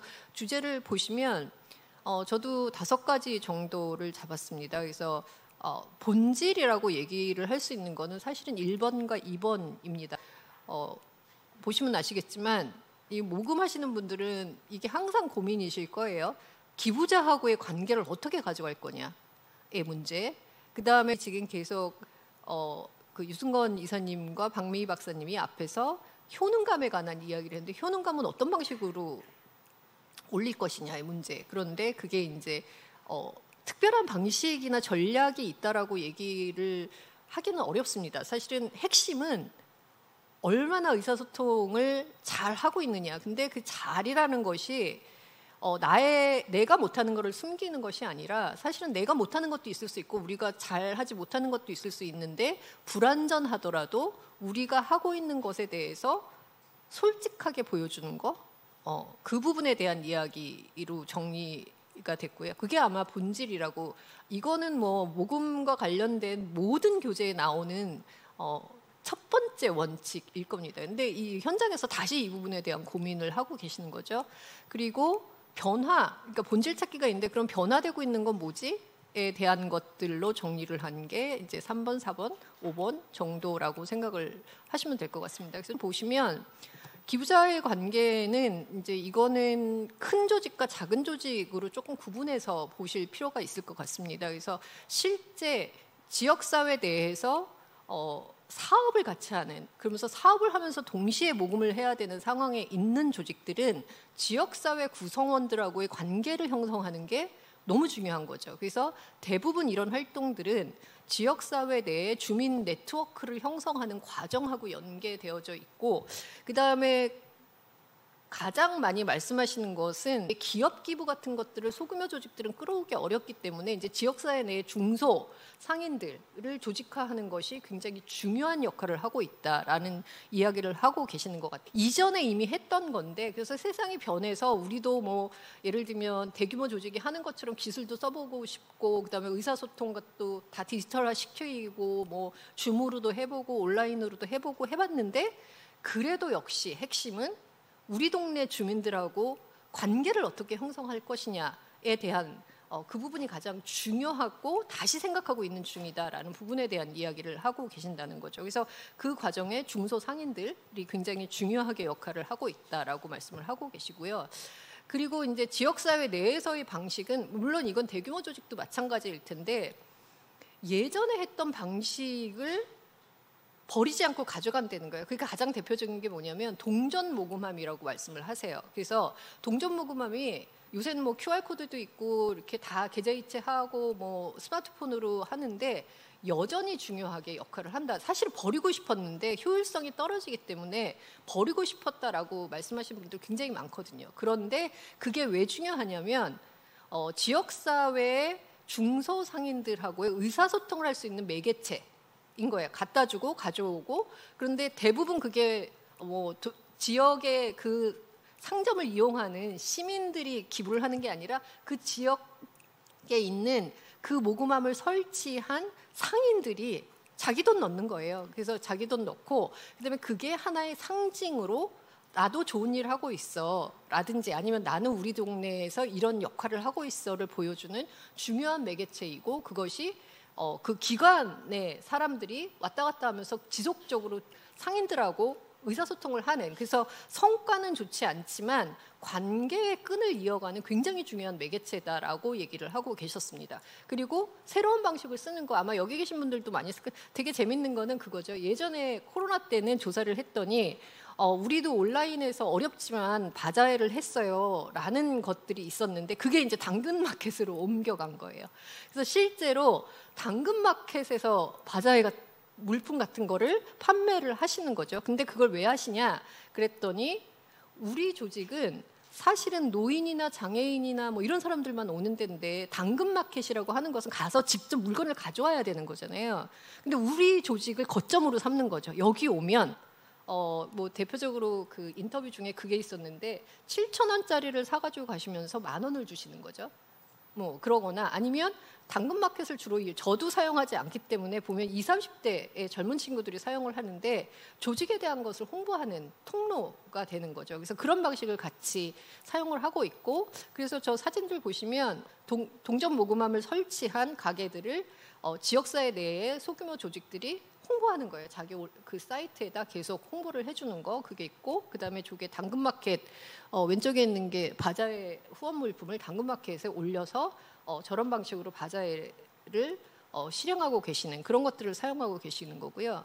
그런데 이제 여기에서 뭐가 있냐면 지역사회를 네트워크를 만들고 지역 주민을 조직화하고 이런 사업을 하는데 수도권이 아닌 지역, 그러니까 수도권을 지난 진짜로 이제 우리가 흔히 얘기하는 지방으로 내려가면 이런 활동들이 열심히 하기는 하는데 지역의 언론과 공공기관이 같이 묶이지 않으면 효과를 보기가 어렵다는 거예요. 그래서 이 부분이 여러분들이 이제 보고서를 보시면 고향사랑 기부제 뭐 이런 거에 대한 이슈도 있고 그래서 공공의 역할을 지역 내에서의 모금이나 사업을 수행하는 데 얼마만큼 관계를 가져갈 것이냐에 대한 고민은 실무자들도 이제 하시는 거죠. 이게 이렇게 되면 너무 의존성이 커지는데 근데 이거 성공시키려면 해야 되는 건데 뭐 이런 갈등들이 조금 있으시다라고 얘기를 하고 있습니다. 이건 뭐 서울 지역이나 수도권 지역 말고 그야말로 이제 지역으로 내려갔을 때 얘기인 것 같은데 이게 되게 중요한 얘기인 것 같아서 그 지역 주민에 대한 이야기를 할 때 빼지 않고 좀 넣어봤습니다. 그리고 아까 했던 박민희 박사님이 했던 뭐 취향대로 모인다. 그래서 기부자들의 모임을 만들어주는 것, 판을 깔아주는 것에 대한 필요성 이런 걸 말씀을 하셨는데 사실은 그게 기부자들이 자발적으로 주도적으로 움직이는 것도 맞습니다. 그래서 이게 자발적 모임이라고 하는 것은 예를 들면 어너소사이어티나 이런 그 고액 기부자들 모임 같은 거는 아마도 조직에서 뭔가 주도적으로 만들었겠죠. 근데 소액 기부자들 모임도 사실은 기부자들끼리만 모이세요는 아닌 것 같아요. 이게 어찌됐든 조직이 일부 개입이 돼서 판을 깔아주는 역할을 분명히 하고 있는 거고 그래서 이런 기부자들의 모임들이 다양하게 나오는 거죠. 그래서 고액 기부도 있고 그야말로 10,000원씩 내는 기부자들도 모임을 만들어서 모임을 하는 형태. 근데 아까 말씀하신 박미 박사님 말씀하신 것처럼 기부에 대한 이야기를 하는 게 아니라 아까 그림 그리셨고 지금 요 프로메재단 거 같은 경우는 그냥 걷는 거예요. 그래서 근데 이게 굉장히 의미가 있는 게 그냥 걷는 거일 수 있지만 프로메재단이 장애인들을 대상으로 하는 무장애 그 길 이런 것들을 이슈화시키시는 역할을 하시거든요. 그러니까 이게 다 조직의 미션이나 이런 거와 맞물리면서 조직이 깔아주는 역할을 어떻게 할 것인가. 그다음에 그런 것들이 굉장히 중요하고 이들이 활동을 하게 되면 평소에는 기부에 대해서 얘기하지 않지만 조직이 뭔가 문제가 있거나 모금을 하거나 그러면 첫 번째로 달려오는 응원봉 이게 그 모금가가 하신 말씀이시거든요. 그래서 조직의 응원봉 같은 역할을 한다 이들이 평상시에는 뭐 선생님들 그 팬덤 응원봉 그 요새 되게 신기하던데요. 이렇게 꺼져 있다가 뭐 시작하면 막 이렇게 막 자동으로 막 불빛 빛나고 이런 거를 하더라고요. 근데 그런 역할을 하는 것 같다라는 얘기를 하십니다. 근데 다만 어려운 것은 이런 모임의 경우는 이제 기부자들의 주도권이라는 것들을 주기 위해서 그냥 놔두면 이제 불만을 하시는 거죠. 우리 너무 방치하는 거 아니야? 그리고 너무 개입하면 너무 개입하는 거 아니야? 뭐 이런 것들이 있기 때문에 그거를 균형을 맞추는 게 그렇게 쉬운 일은 아니다. 기부자의 욕구들이 굉장히 다양하기 때문에 그런 말씀을 하고 계십니다. 그래서 이게 이제 중소규모의 그 조직들에서 하고 있는 거고 공동모금회가 아까 얘기한 것처럼 뭐 청청모 뭐 이런 거를 하시는 것처럼 이제 다양화시키는 거죠. 고액 기부가 아니라. 그래서 이미 뭐 고액 기부도 고액 기부자, 여성 고액 기부자, 뭐 젊은 고액 기부자, 그다음에 중규모 기부자, 그다음에 진짜로 소액 기부자 이런 모임들을 만들어주는 것들을 하고 계시다. 이것도 역시 기부자하고의 관계, 기부자의 로열티를 강화시키기 위한 하나의 방식이라고 얘기를 하시는 것 같습니다. 그리고 두 번째 이제 진정성 있는 의사소통입니다. 이게 뭐냐면 아까 말씀드린 것처럼 기부자들이 원하는 게 사실은 너네 운영비 몇 프로 썼어? 왜 15% 썼는데 16% 쓴 거야? 이런 걸 원하시는 게 아니라는 거예요. 예를 들면 빈곤 문제는 인류의 역사상 항상 존재해왔던 문제이고 그다음에 그 문제는 비영리 모금 조직에 있어서는 가장 중요한 이슈입니다. 그럼에도 불구하고 해결이 안 돼요. 근데 해결이 안 됐다라는 거를 기부자가 모르지 않는데 그럼에도 불구하고 내가 낸 기부금이 그 빈곤 문제를 해결하는데 부족하지만 어느 부분을 해결하는 데 기여를 했고 아직 뭐가 남았고 그러니까 아까 박민희 선생님이 말씀하신 거하고 똑같거든요. 그래서 그런 거에 대한 것들을 필요로 하는 부분이 있다라고 얘기를 합니다. 그래서 개별화된 기부자하고 지속적으로 의사소통하기는 이건 이제 MZ 세대의 특성 때문에 그렇습니다. 그러니까 젊은 MZ라고 얘기하기는 좀 그렇지만 점점 사람들이 개별화된 방식으로 기부를 해요. 그래서 나한테 연락하는 거 싫고 내가 하고 싶을 때 하고 그다음에 너는 나한테 연락하지 마. 뭐 이런 거죠. 그래서 기부자가 점점 그렇게 변하니까 뭐 많이 얘기하는 팬덤 기부 되게 중요하잖아요. 막 중요하다고 얘기하고 하고 싶은데 연락하면 싫어한단 말이에요. 그래서 조그만 조직들이 점점 이제 어떻게 하면 이 사람들을 조직의 충성도, 그러니까 뭐 예를 들면 방탄소년단에 대한 충성도로 기부를 하는 것이 아니라 조직에 대한 충성도를 높이기 위한 것이냐로 이제 점점 바꾸는 노력들을 하시는 거예요. 그래서 어떤 식으로 하는지에 대한 것들을 고민하시는 거죠. 개별화 시키려면 이 사람들 개인화된 것들을 어떤 식으로 선생님들 가장 많이 고민하실 건데 정기 기부자를 어떻게 만들 거냐 뭐 이런 걸 고민을 하시는데 거기에 핵심도 역시 의사소통에 있다라고 얘기를 합니다. 다만 그 의사소통이 직접적인 형태는 아니에요. 이렇게 저렇게 트위터 그래서 그걸 자꾸 프로그램을 만들어주는 거죠. 여기서 중요한 거는 팬덤도 그렇고 일반 기부자들의 의미 있는 활동 아까 박미희 선생님이 해주셨던 생일 기부 뭐라든지 내가 내 생일에 내 결혼기 이거 예전부터 있었던 거예요. 다 있었던 건데 그거를 이제 판을 깔아주는 거예요.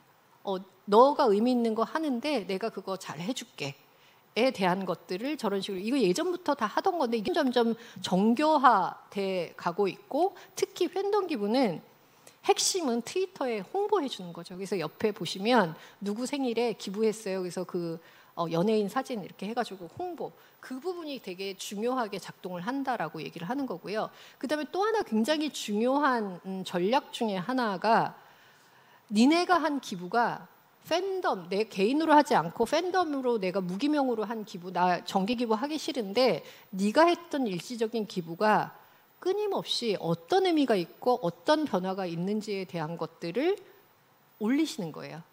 그러면 기부자들이 팬덤으로 들어왔던 기부자들이 처음에는 우리 방탄소년단의 정국이 때문에 기부했어 라고 하지만 그 이후에 어머야 내가 이거를 관두게 되면 정국이 이름에 먹칠이 된단다서부터 시작을 해서 그래서 이거 잘 돼야 돼 더 해야 돼 뭐 그런 것들을 하신대요. 근데 그거를 이제 전략적으로 활용을 하시는 거죠. 아까 박미희 선생님은 전략적 대화 별로 안 좋은 것처럼 말씀하셨는데 저는 전략적으로 해야 된다라고 생각을 합니다.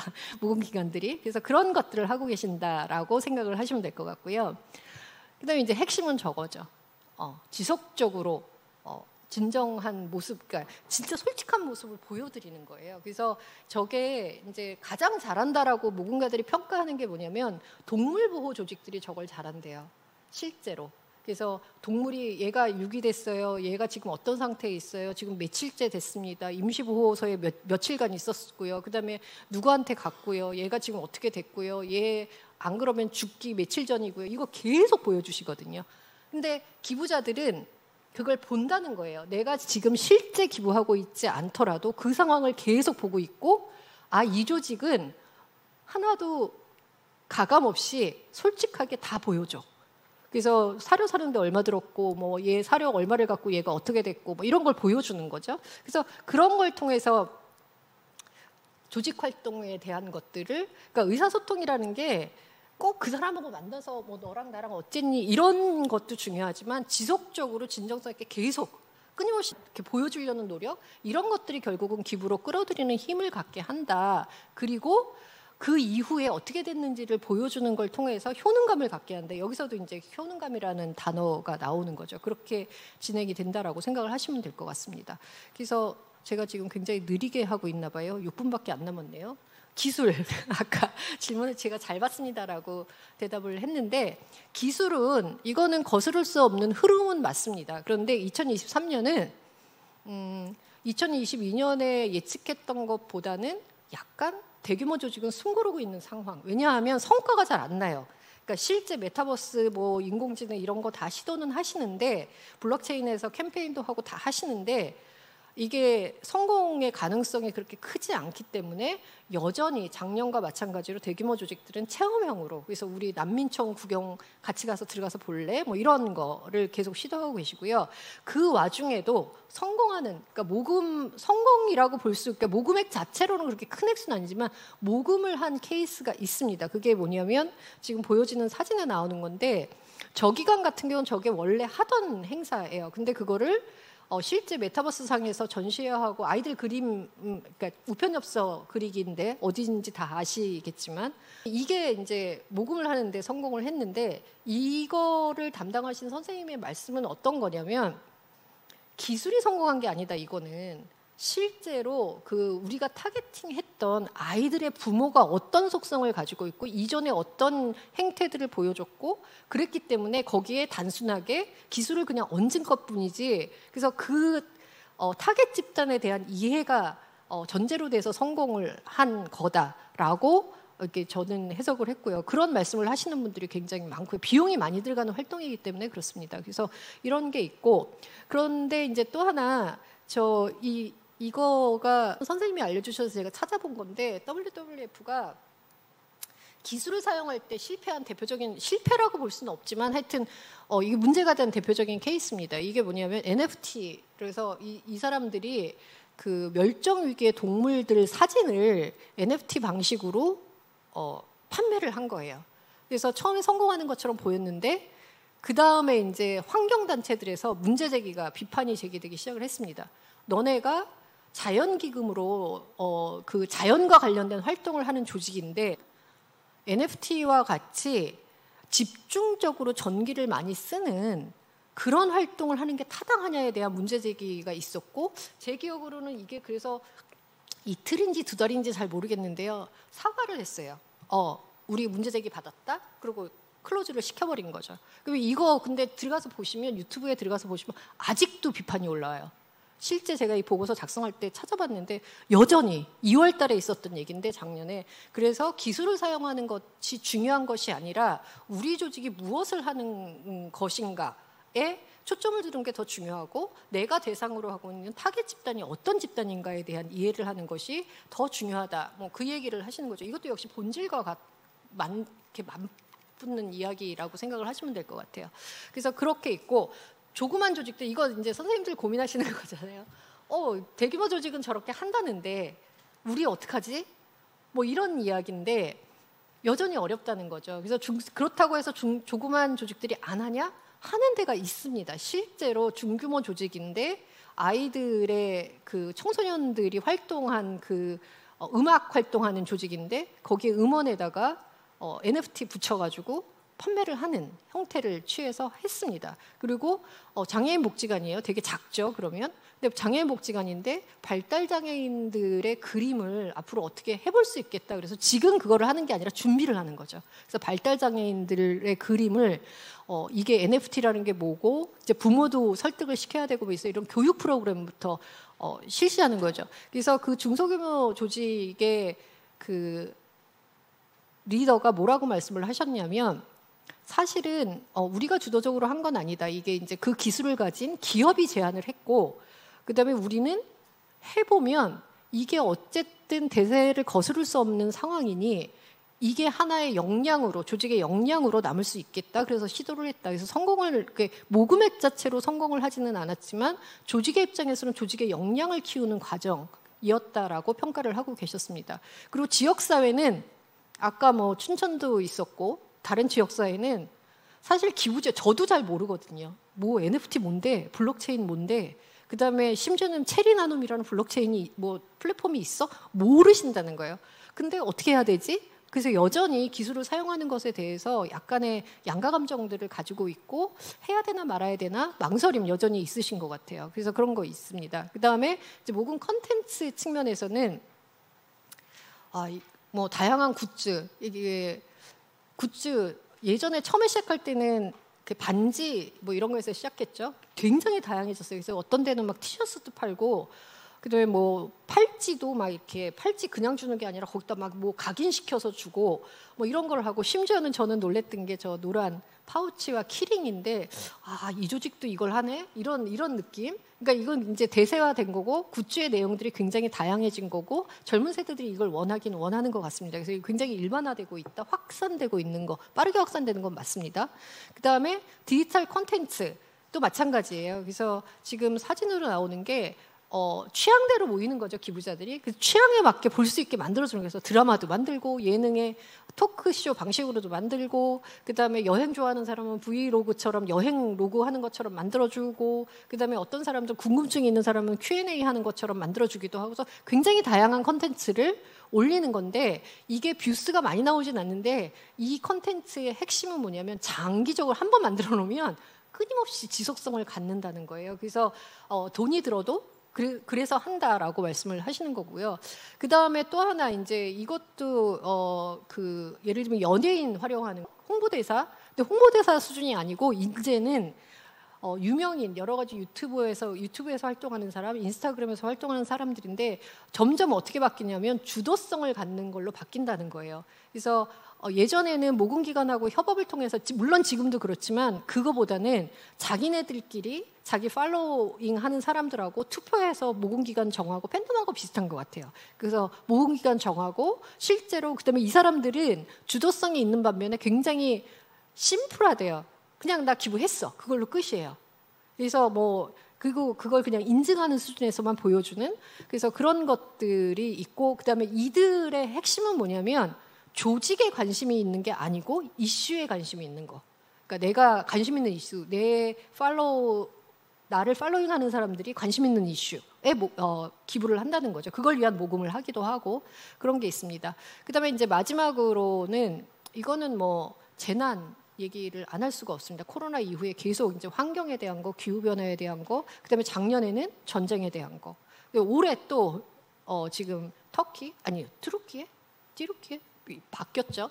대규모 재난들이 굉장히 일상화되고 있고, 그게 이제 남의 문제가, 아까 실용적 연대에 대한 이야기를 했는데 남의 문제가 아니고 내 문제가 되기 시작을 했기 때문에 아마도 이거는 굉장히 지속적인 모금 이슈가 될 거다. 근데 이제 저는 여기에서 뭐를 봤냐면, 모든 재난이나 재해가 굉장히 성공적인 모금 이슈가 되지 않거든요.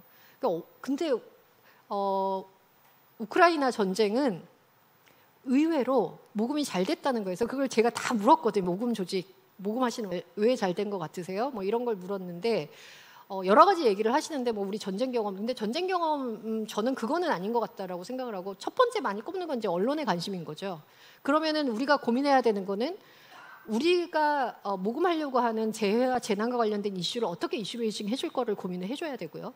그 다음에 이제 두 번째는 이 성공한 그 재난 관련 조직들은 모금 조직들이 빠르게 움직였다는 거예요. 그러니까 빠르게 상황이 벌어지면 바로 모금 캠페인 올리고, 그래서 초기에 올라가는 몇 개 조직만 성공을 하는 거지 그 위에 따라가는 모든 조직이 성공하는 건 아니다라는 부분에 대한 말씀을 하고 계십니다. 그래서 이거는 아마 올해도 튀르키예 같은 경우가 어떻게 될까 이런 게 있습니다. 근데 작년에 같은 경우에 파키스탄에서 홍수가 엄청나게 크게 나서 그랬는데 그건 모금이 안 됐다는 거예요. 굉장히 더 큰 문제였는데도 불구하고 그런 차이가 무엇인가에 대한 고민.